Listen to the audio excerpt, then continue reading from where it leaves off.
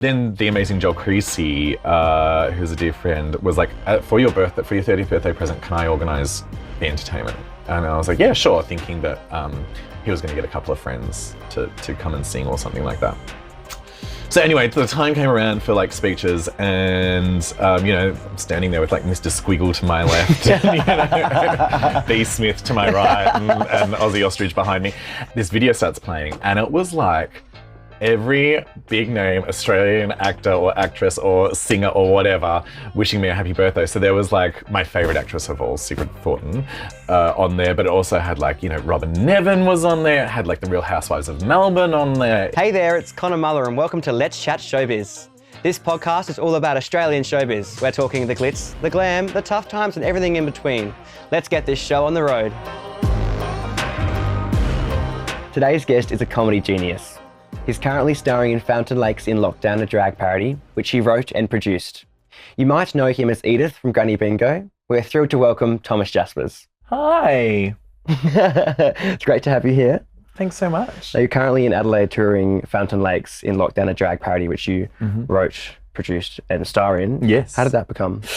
So it started sort of as a bit of a joke. So I live in Melbourne, and as you might know, we had some long, fun lockdowns in Melbourne, and everyone was going a little bit insane and just trying to, stay in touch with friends and that sort of stuff. So I was watching a lot of Kath and Kim, and I started wondering, I was watching a lot of television, and I started wondering like what all of these characters that I was watching would do in lockdown.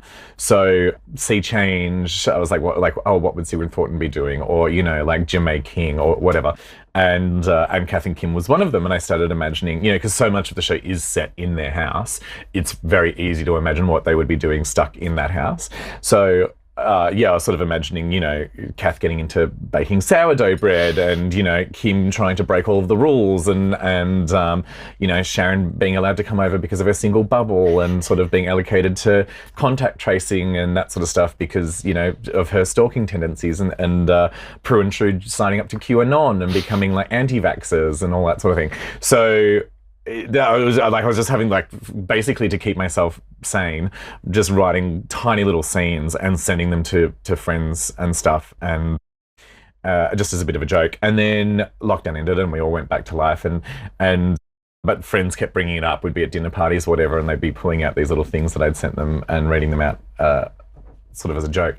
And someone said to me, you should try doing something with that. So I sort of got all the little scenes and things that I had in my head together and sort of turned them into a play. Here we are a year and a half later, and we're still performing it. Yeah. So we did, it was supposed to just be like a 5-night run in Melbourne in January 2024. And then that just really resonated with people. And so we added another week there, and then that was all sold out as well. So we were like, well, maybe we should take this to other places. And we've ended up touring it to, I think Adelaide is our 16th city or something like that. Yeah, wow. We've done 90 odd shows. Obviously people like the idea of a parody of Fountain Lakes, highly played by drag queens and set in COVID. It's a lot when you're trying to explain it to festivals and things. It's like, okay, so just so you know, there's a few layers to this show, but it works. I don't know why. Yeah. And you went to the Opera House with that show. Yes, right? yeah, which is amazing. I mean, it's everyone's dream of getting to the Opera House.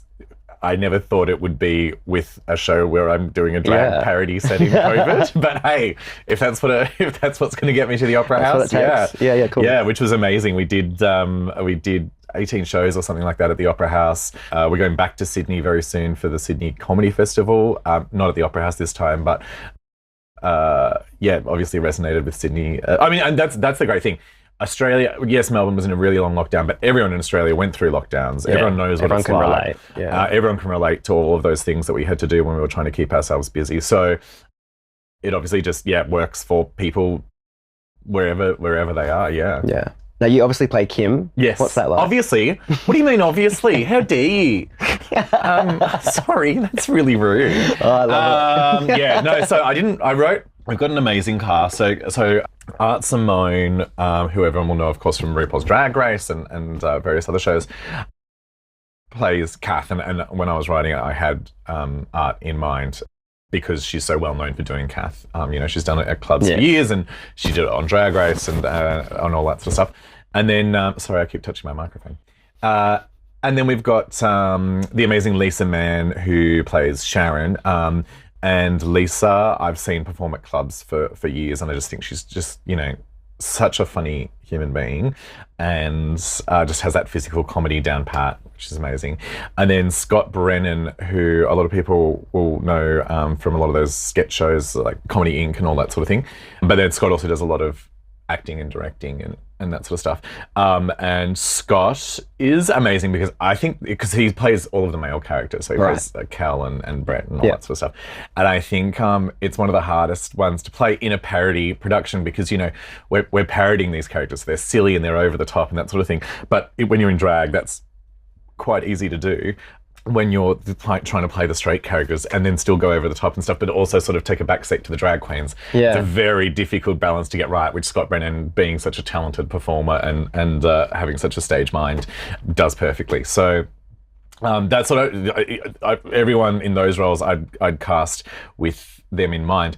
Kim, I was thinking I wanted Kyle Manal, who I do Granny Bingo with, who is my comedy partner, and we've been performing for years together.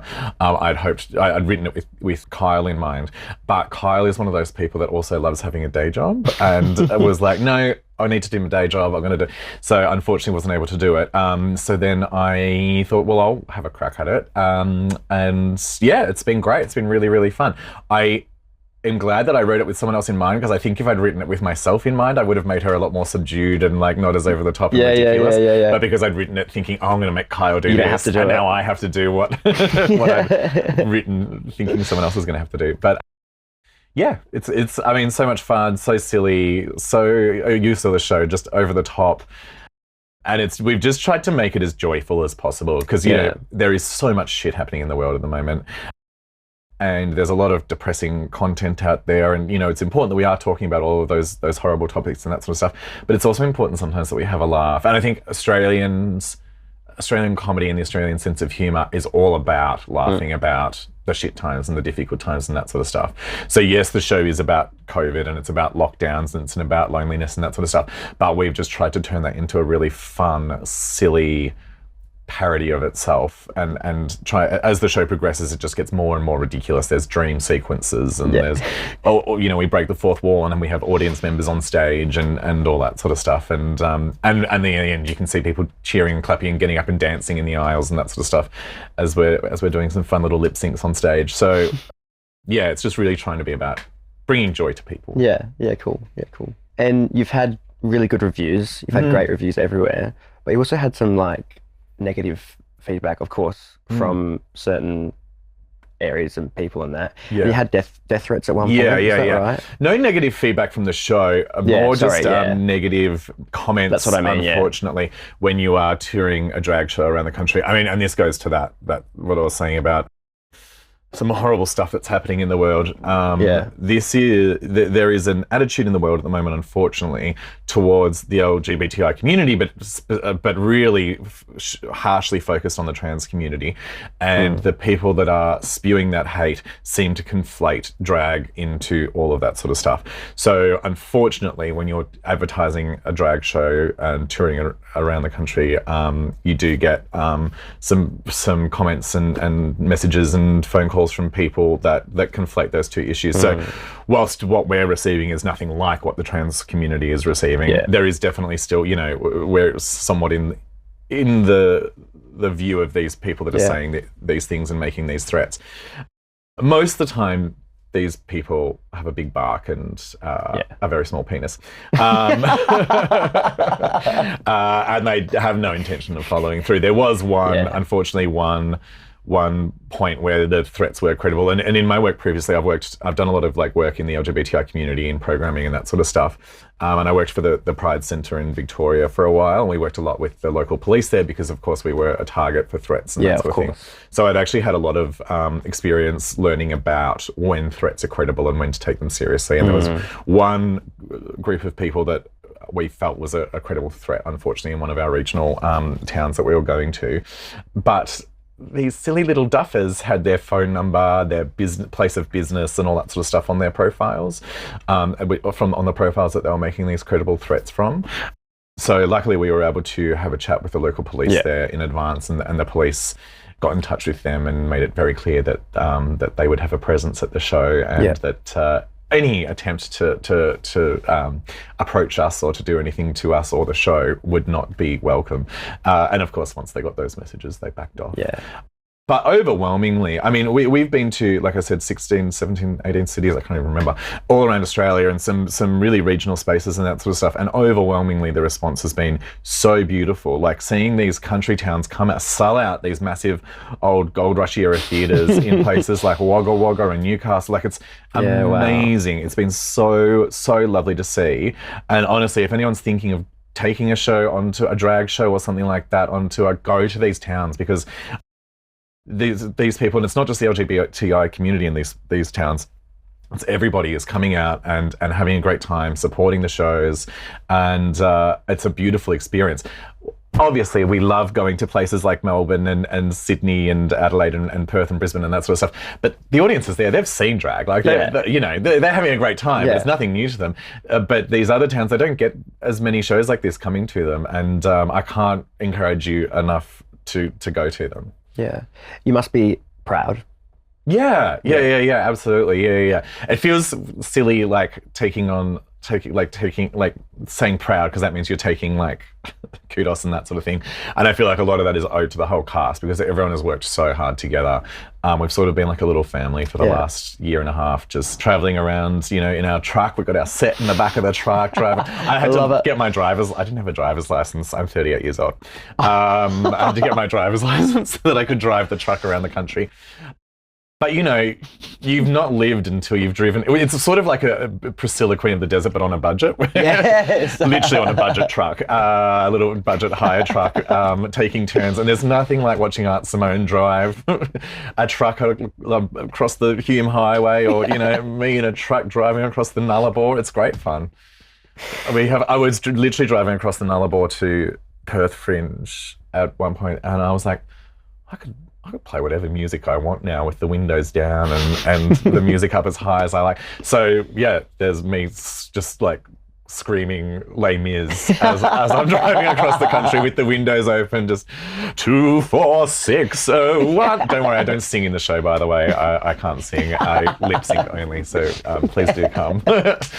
So yeah, it's like that part of it's also been, as well as like going to these towns and being on stage and performing and doing these silly shows, the actual like touring side of stuff has been so much fun as well with this amazing cast. Yeah. Tell me about Granny Bingo. Yeah, sure. So Granny Bingo is a comedy night that started a decade ago or even more now. And it's myself and Kyle Manal as two characters called Edith Vale and Maureen McGillicuddy, who have been best friends for their whole lives. And they are women of a certain age, of a very far-right political persuasion, who are not very big fans of the LGBTI community and are not too scared to say their opinions. So it's mainly been in Melbourne. We have occasionally taken it out of Melbourne, but as I said, Kyle, who I do it with, just loves having a day job. So we unfortunately don't get a huge amount of opportunities to travel out of Melbourne. But it's become quite a cult. It's got quite a strong cult following in Melbourne now. So, yeah. So the main thing we do with these characters is a bingo night, which is an opportunity for the women to just these two women to be as horrible as they possibly can to the audience members and just say the most foul things. But the great thing is, because we're mocking the horrible people that say this stuff. Yeah. As people who have been victims of those horrible people, the audience is very much the people that have also been victims of these horrible people, because we're really all having a laugh at the horrible people at the end of the day. This is another new thing. We didn't have mental health back in our days. And I always thought it was made up, I'm time poor, I'm on TikTok, I'm really sad because I have to work 5 days a week and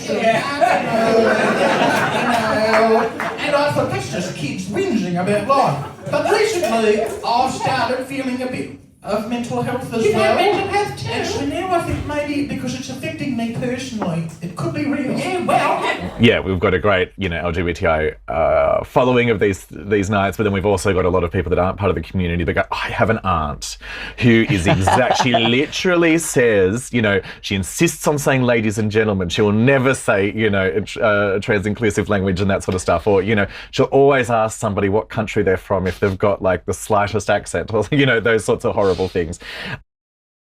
So yeah, we're sort of all having a bit of a, wink, wink, nudge, nudge laugh at those horrible people that say those horrible things, which is great fun. And it's, brought us some amazing opportunities. We got to do, we've had special guests at the show. We've had like Patti and Newton came on the show, the amazing Rhonda Birchmore, who I know you're a big fan of. Incredible guests of Chrissy Swan, all sorts of people have come and been special guests at the actual bingo night. But then we've also done the Grannies have also had their own like stand-up shows and that sort of thing as well. So we did a show several years ago called A Visit with Nan in a Caravan, which was literally you came into the Grannies caravan, and the idea is that they've been traveling around the country for years, and the caravan was covered in teaspoon, like those souvenir teaspoons all over the place. And there was only like 6 people per show, 6 audience members per show. And on the table in the caravan, we had like a cup that had like 8 different souvenir teaspoons, and we would ask, it would be like, oh, would you mind passing me a teaspoon? And whichever teaspoon you pulled out of the cup, we'd be like, the big banana, oh, that takes me back. And then you'd get a 15-minute show of that, whatever that's. But then if you came back and saw it the next night, you could pull out a different spoon and you would get the story of the time they went to see the big Ned Kelly, all different sort of landmarks. So there was like, which kept it fresh for us because it was a 15-minute show. So we did like, I can't remember, we were doing like 10 a night, something ridiculous like that. Cost a fortune to go travelling around, we went to Adelaide Fringe and stuff with it, so we had to pack in as many shows as we could. But it kept it fresh because then we never knew which show we were about to do until the audience member picked out a teaspoon and. So yeah, we've gotten to do really fun stuff like that with the Grannies as well. They do a podcast as well, which we again started in lockdown as a way of sort of beating the boredom and trying to stay in touch with our audience when we couldn't do live shows anymore. And we are starting to take them on the road a little bit more. We've got regular shows in Ballarat now, which is lovely. We're doing the Brisbane Comedy Festival very soon, which will be nice. Good fun. Yeah. Now, before you briefly mentioned Rhonda Birchmore. Oh yes, the amazing Rhonda Birchmore. Tell me about Rhonda Butchmore though. Rhonda Butchmore. So many years ago when I was starting out in comedy, I started doing a character called Rhonda Butchmore. Which was basically Rhonda Birchmore. And it started as one of those in-jokes with, I think it was like Joel Creasey, Nathan Velvo, and I think Reese Nicholson was there once at a dinner party. And this was before anyone was like famous or well-known or anything like that for what they were doing. And I just started doing Rhonda for some reason, and it sort of became like a group joke. And so I started like a Twitter account for Rhonda Birchmore just with the intention of those 4 people seeing it. I think this was even before you could have like private Twitter accounts too, but I never like advertised that this Twitter account, but somehow people started finding these tweets and retweeting and that sort of stuff, and it just sort of ballooned into this big thing. And then the actual Rhonda Birchmore joined Twitter and was like, hello darling, something camp like she does. And we got chatting and she, she's such a funny person. She's got such a good sense of humor. She's totally saw the funny side of the whole thing. And being the icon that she is, started like, we did some videos together for socials. And then like she was doing, because she is an incredible person, she was doing a big fundraiser for, is it Twisted Broadway that they used to do in Melbourne? It was a big fundraiser every year for Equity Fights AIDS. And Rhonda was hosting that year. And because like this online character that I was doing of her, Rhonda Butchmore, as I changed the name because when the actual Rhonda joined the internet, it got confusing.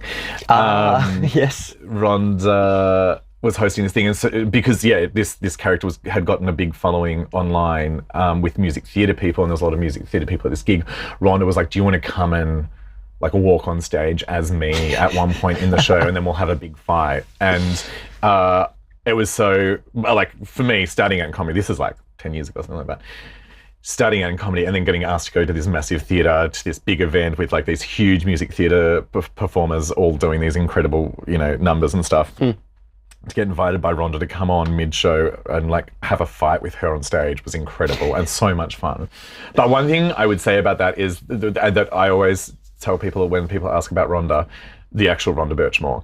It was so amazing watching her do this because this was a fundraiser. She wasn't getting paid to be there. There was because the show had like ensembles from all the big musicals that were on in Melbourne at the time, or had been on in the last year, or were coming up, or that sort of stuff.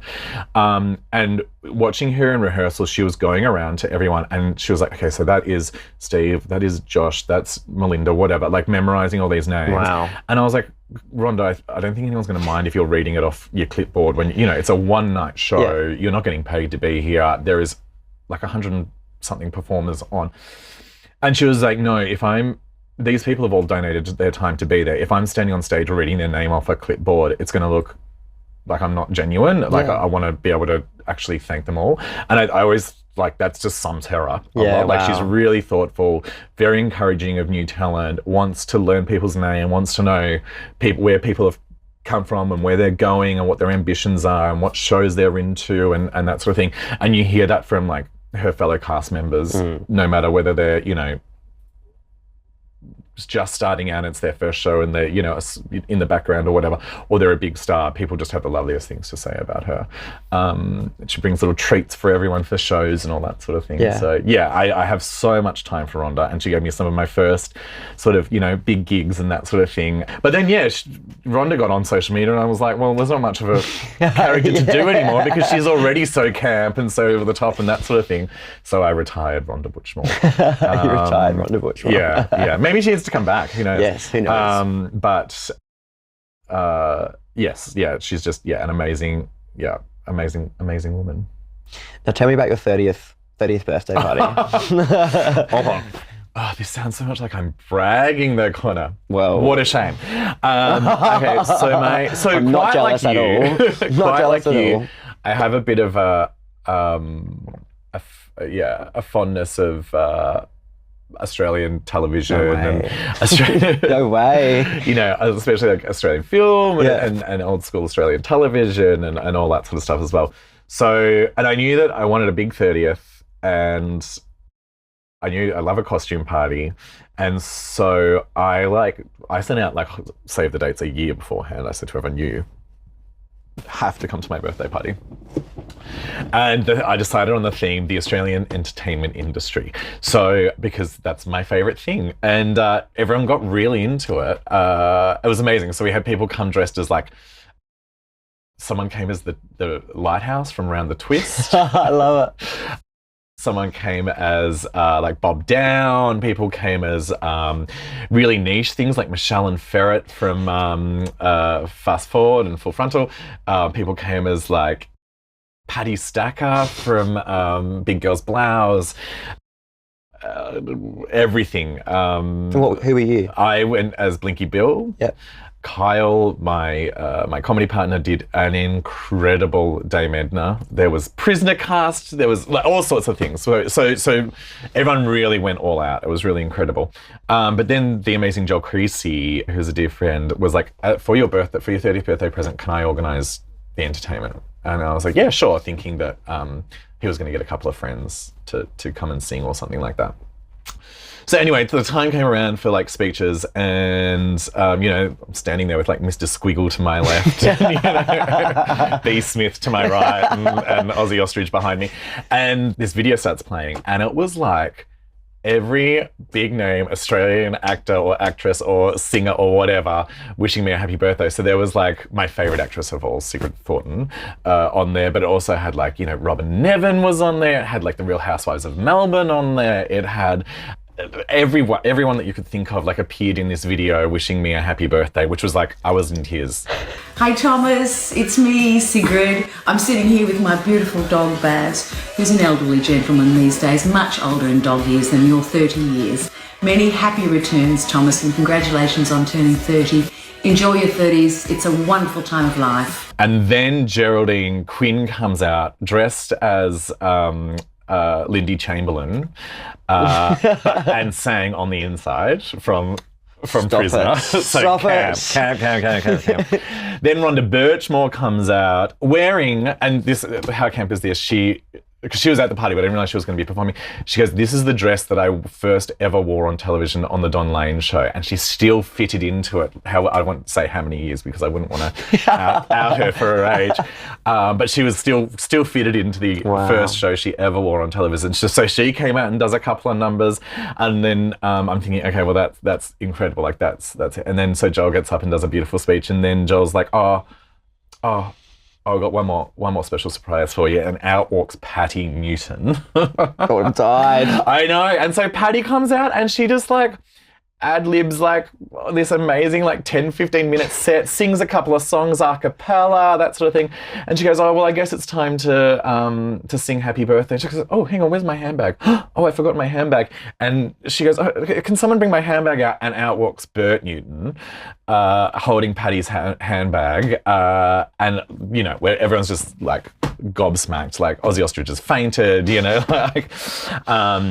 And they got me up on stage, and then so there's this amazing like video of me waltzing with Bert Newton dressed as a Blinky Bill, whilst Patti Newton's singing the Happy Birthday with the audience, and Bert and I are like pashing on stage while Patti's singing Happy Birthday. It's it was a very bizarre, surreal, amazing evening that I will never forget. Grateful to have a friend like Joel who threw something together like that. And the Newtons, they apparently like were getting back from a holiday with the family that evening, and had come straight from the airport to the birthday venue and like just walked straight on stage. Wow. To do that. So they'd had to bring like their like lovely evening wear on this holiday so that they could come to the show and change and walk on stage. I know, it was really, really amazing. Surreal. Yeah. You mentioned Joel there a lot. Your friendship with Joel, tell me about that. How did that begin? Oh, I've known Joel for years. So many years ago, Thomas and I were going out, and who is a lovely person as well. But Joel had just moved to Melbourne, I think, when Josh and I were going out. That's how long we're talking, like, I don't know, 15 years. I've got such a bad way of tracking time in my head. I can't see it properly. But around about 15 years ago, let's say, and Joel had just moved to Melbourne to, you know, work on his career and that sort of stuff, and came to a dinner party at our place, Josh and I's place. And Joel and I just got on like a house on fire. So then when Josh and I broke up, I actually went and lived with Joel for a little while I was finding a new place and that sort of thing, and that sort of really cemented our friendship. And we've been like there for each other, like through some of the most awful, horrible stuff, and then some of the most amazing, wonderful stuff in both of our lives. And it's been amazing to watch Joel's career just like, you know, balloon over the last decade. And he's a very, very dear friend. It's funny because, you know, I know Joel would be very upset that I'm telling people this, but people see the stage Joel or the radio Joel or whatever and think, you know, he might be a bit of a catty kind of thing when he's actually a real sweetheart. And I'm outing him now as a nice person, but he is such a sweetheart. He's like such a thoughtful, lovely person. Oh, lovely. Very lucky to have him as a friend. Now, you've done quite a few comedy shows in the Melbourne International Comedy Festival. Oh, yes. Yeah. One of them being An Evening with Camilla Parker Bowles. Oh, yeah. Look, that's just a fun, silly little show that, so there's a great comedian called Andy Ballock, and we just wanted to do something fun. And Andy is like formally trained in improv. Yeah. I'm not really like any improver, but Granny Bingo is very much improvised character work. So we put together a show. Basically, the idea was that Andy was trying to host his first ever late night comedy festival lineup show, but unfortunately none of the comedians that he emailed said yes, and the only response he got was from Camilla Parker Bowles. So it was like me as Camilla Parker Bowles, as if she was trying to launch her stand-up career. So I like came out and did like a 10-minute set of, don't you hate it when the corgis get, all that sort of thing. And then like we played some like theatre sports games with the audience, and because it's like Melbourne Comedy Festival is amazing. Have you ever been? No. It's amazing in that, like, shows will start at from 10 o'clock in the morning, and there'll be shows running starting at 2 o'clock in the morning. You know, like wow. it's really it's quite similar to Adelaide Fringe. Every space that can be turned into a performance space is turned into a performance space, and there are shows all day and all night. So this was like a midnight show at Comedy Republic. So the audience are drunk. You're doing a wild, crazy sort of a thing, and they were just so bang up for it. It was so much fun. So yeah, the audience were getting involved, and they got to like play games with Camilla, and yeah, it was really stupid, silly fun. Growing up, who inspired you? Well, that's a really good question.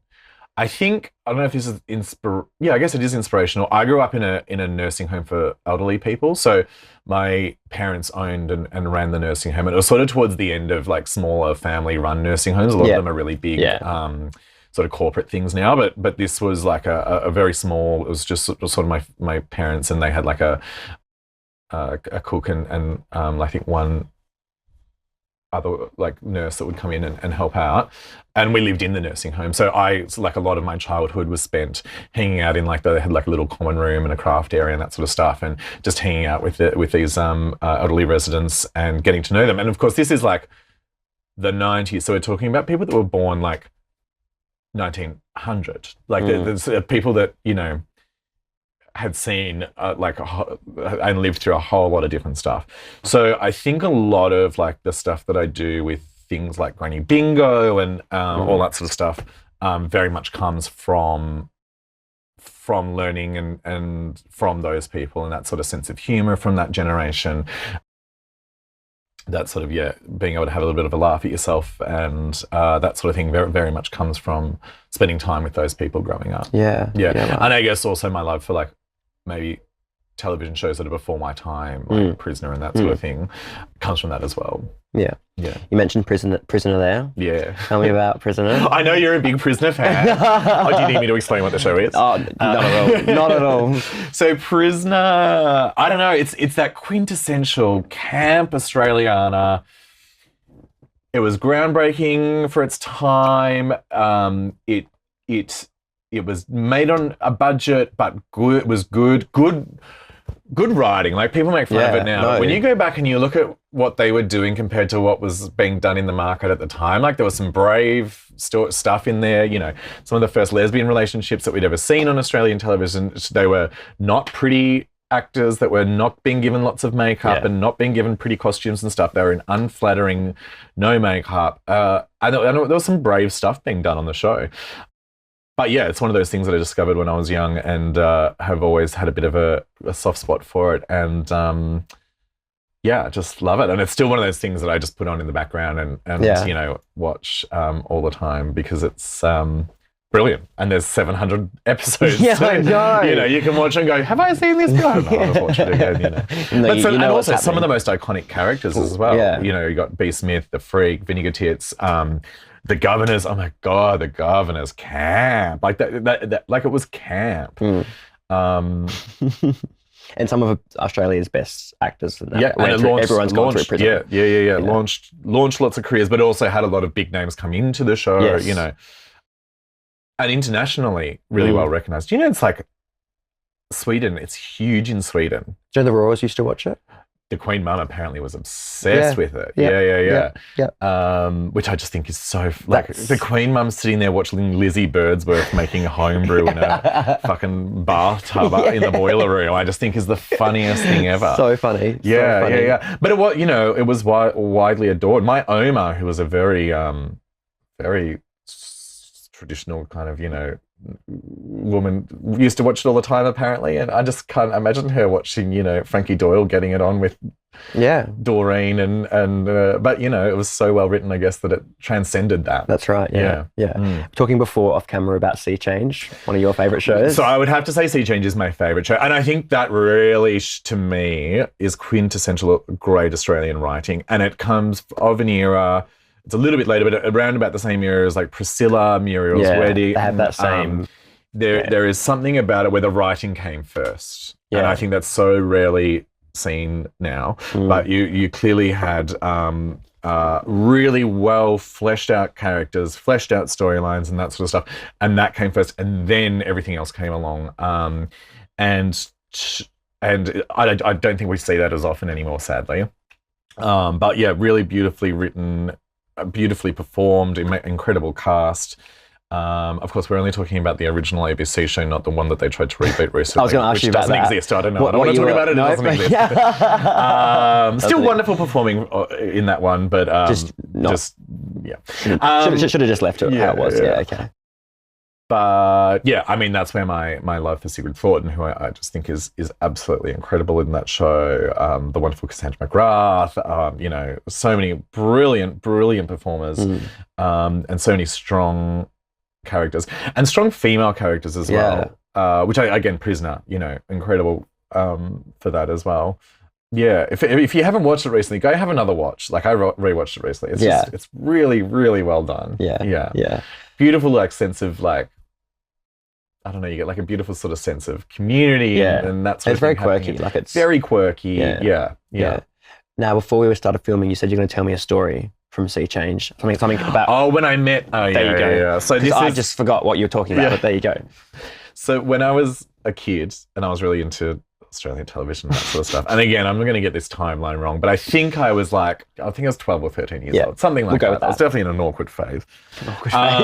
And the cast of Seachange most of the cast of Seachange were doing a signing. This was back in the day when the shopping centres used to have signings and bands perform and that sort of stuff. And it was down at Southland Shopping Centre, which of course is where they filmed, just incidentally, Fountain Gate Shopping Centre, because they weren't allowed to use the actual Fountain Gate Shopping Centre for the first couple of series of Kathy Kim, so they used Southland Shopping Centre as a stand-in.